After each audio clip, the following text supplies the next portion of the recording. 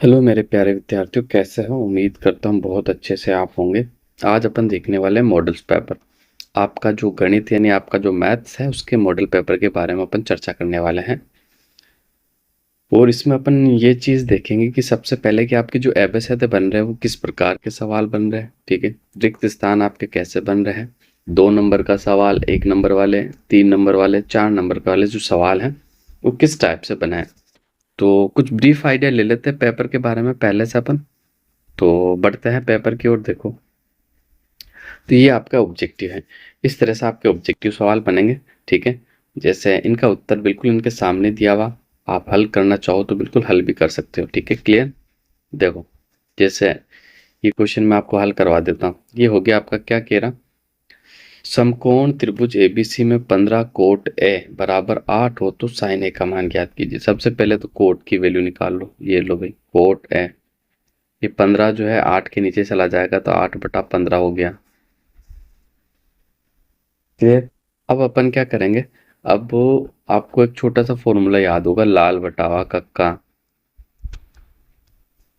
ये फॉर्मूला यानी ये 10, तो ये हो गया आपका आधार, उल्टा कर दो इसको, ये हो गया लंब। ठीक है, आधार और लंब आपके पास आ गया। आपको निकालना क्या है, कर्ण निकालना है। कर्ण कैसे निकालोगे आप लोग, तो देखो 15 का स्क्वायर आपका 225, 8 का स्क्वायर आपका 64, जोड़ा इसको तो 9, 8, 2, वर्गमूल निकाला इसका तो 17। कर्ण कितना आ गया, 17। अब साइन ए की वैल्यू निकाल दो, दो मान तो आपके पास ऑलरेडी है। साइन ए का जो फॉर्मूला था, लाल बटा का लंब बटावा कर्ण। तो लंब कितना आया था आपका, तो कर्ण तो आपका अभी निकाला था अपन ने, 17 आ गया था। ठीक है, लंब अपना क्या आया था, तो लाल बटा आधार, लाल बटा आधार उल्टा क्या था, ए बटा, हाँ तो 15/, 15 तो आपका लंब आया था और 17 आपका कर्ण आया था और आधार आपका 8 था। तो साइन पी का मान जो हो जाएगा वो 15/17 हो जाएगा। अब ऑप्शन में आप देख लीजिएगा, बिल्कुल आपका उत्तर निकल जाएगा, कोई भी दिक्कत नहीं है। इसी तरह जैसे अगला सवाल है, आंकड़ा का माध्य ज्ञात करना। अब देखो, अगर माध्य ज्ञात करना आपसे पूछ लिया जाए तो मैंने सबसे पहले एक बात का ध्यान रखना कि आपको आरोही क्रम में जमाना। आरोही क्रम में नहीं जमाया सीधा उत्तर नहीं निकाल सकते हो।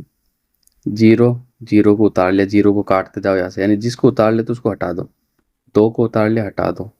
3 को उतार लिया, हटा दो। ठीक है, अब उसके बाद 4 को उतार लिया, हटा दो। 5 को उतार दिया, हटा लो। ठीक है, बचा क्या आपके पास, अब आपके पास बच गया एक तो 7 और एक 8, ये 7 और ये 8। ठीक है, ये सभी उतार लिया अपन। ठीक है, क्लियर है। अब काउंट कर लो कितनी संख्या है, 1, 2, 3, 4, 5, 6, 7। 3 को एक तरफ निकाल दो, इसकी 3 को, लेफ्ट वाली 3 हटा दो, राइट वाली 3 हटा दो, बीच में क्या बचा, 4। तो इसका जो राइट आंसर क्या हो जाएगा, 4 आपका हो जाएगा। क्लियर है, यहाँ तक आपको कोई भी समस्या बिल्कुल नहीं होनी चाहिए। बिल्कुल आप लोगों के समझ में आया होगा। आगे बढ़ते हैं।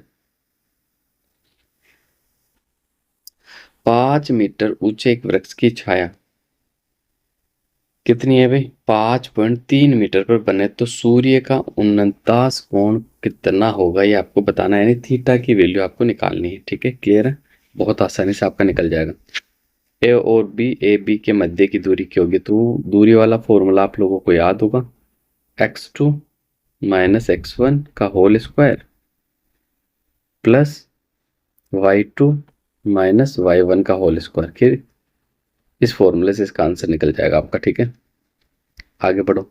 4 विषम संख्याओं का माध्य ज्ञात कीजिए। ये सवाल बड़ा अच्छा। 4 विषम संख्या है, 1, 3, 5 और 7। अब 4 का भाग लगा दो इसमें, इसको जोड़ा मैंने, 4 4 16 हो गया। कितना हो गया भाई टोटल, 16। 16 में 4 का भाग लगाया, इसका उत्तर कितना आ जाएगा, 4 ही आ जाएगा। ऑप्शन नंबर 1 आपका बिल्कुल राइट आंसर है। एक ठोस अर्धगोले का कुल पृष्ठीय क्षेत्रफल कितना होता है आपको बताना। तो ये इसका होता है 3πr²। ठीक है, जो आपकी ये प्रश्नावली है ना, कौन सी, 13वीं जो प्रश्नावली है जिसमें ये सारे फॉर्मूला है। ठीक है, उस में सारे फॉर्मूला आपको याद करके जाना है। लगभग आपको 1 से 2 फॉर्मूला वो पूछेगा, या तो एवरेज में, खालिस्तान में जरूर पूछेगा, तो आपको याद करके ही जाना है। फिर देखो आपके खालिस्तान आगे एक पासे को उछाले जाने पर सम संख्या आने की प्रायिकता ज्ञात कीजिए। उत्तर बिल्कुल सामने लिखा हुआ है 1/2। वर्ग अंतराल में 20 और 35 का वर्ग चिन्ह होगा। देखो ये वर्ग चिन्ह मैं बताता हूँ क्या होता है। एक्चुअल में जो अंतराल दिया हुआ है, इन दोनों को जोड़ो, 20 और 35, इसे स्क्वायर सिंबल कहते हैं इन इंग्लिश।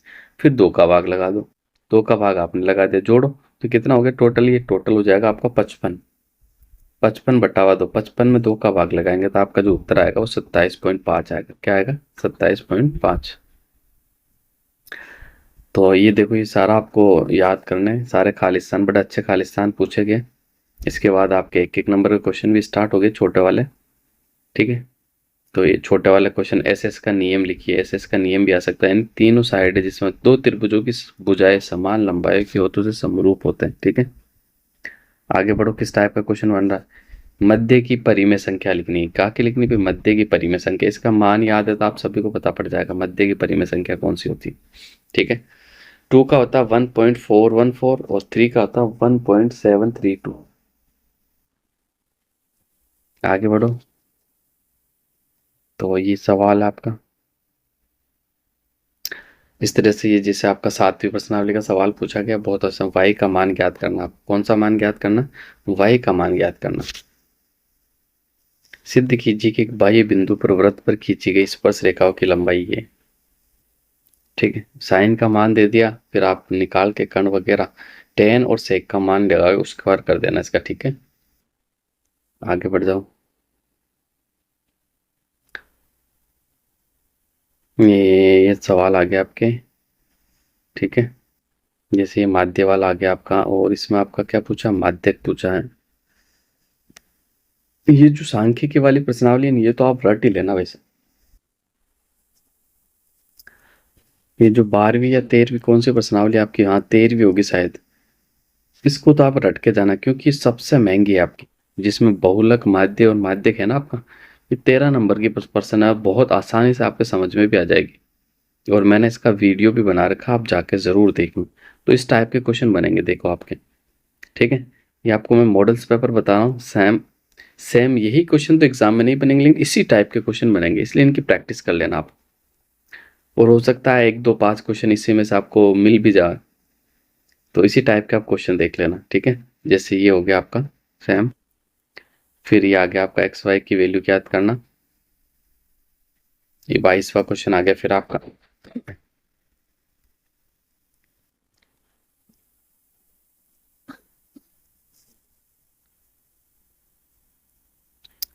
फिर ये देखो दूसरा मॉडल पेपर है, ये भी मैं आपके सामने बता देता हूँ पूरा।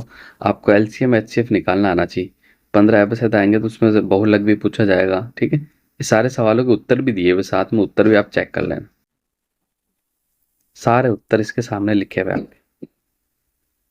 ये सारे उत्तर देख लेना, सरलतम मान कीजिए इसका। देखो वैल्यूज रखनी है और सरलतम मान आपको निकालना। ठीक है, आगे आ जाओ। तो ए एलसीएम एचसीएफ शून्य निकालना। ठीक है, और सिद्ध करने वाले क्वेश्चन आएंगे। ये बहुत आसान सवाल है, ऐसा सवाल कोई भी सिद्ध करने वाला हो तो आपको भुजाएं समान करनी। पहले तो ये एंगल दोनों कैसे आपके समरूप है, तो भुजा देखो पी क्यू, भुजा पी क्यू बराबर है आर एस के। देखो ये वाली भुजा और ये वाली भुजा बराबर होगी ना? दूसरा, अब क्या करना आपको, ये वाली भुजा और ये वाला भुजा दोनों बराबर है, तो पी क्यू इसके बराबर है। किसके? क्यू, पी क्यू जो बराबर है ये पी ओ है ना, पी ओ ओ एस के बराबर, आर ओ, आर ओ और ओ क्यू पी के बराबर है। तो बराबर करके फिर लिख देना, कहते हैं सिद्ध होता है कि आपका त्रिभुज पी ओ क्यू जो कि समरूप है किसके? एस ओ आर के। ठीक है, इसके बाद ये देख लो, जैसे ये सवाल मैं करके बता देता हूँ आप लोगों को।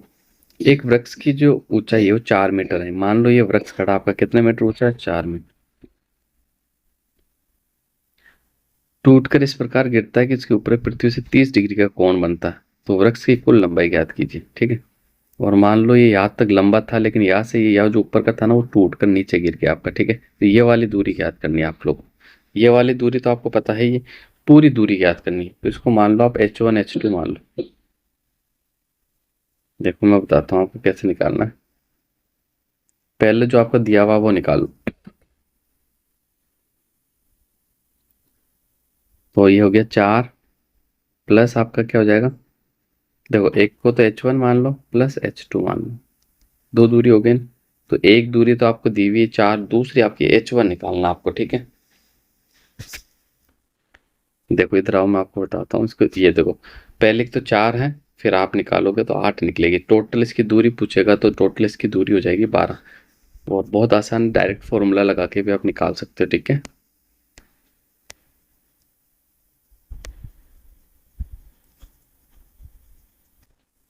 तो ये इस टाइप का आपका पेपर अच्छे से देख लेना आप। ऐसे ही सवाल आपके एग्जाम्स में भी बनने वाले हैं, जैसे माध्य या माध्यिका है ना। तो ये पूरा पेपर मैं आपको बता रहा हूँ।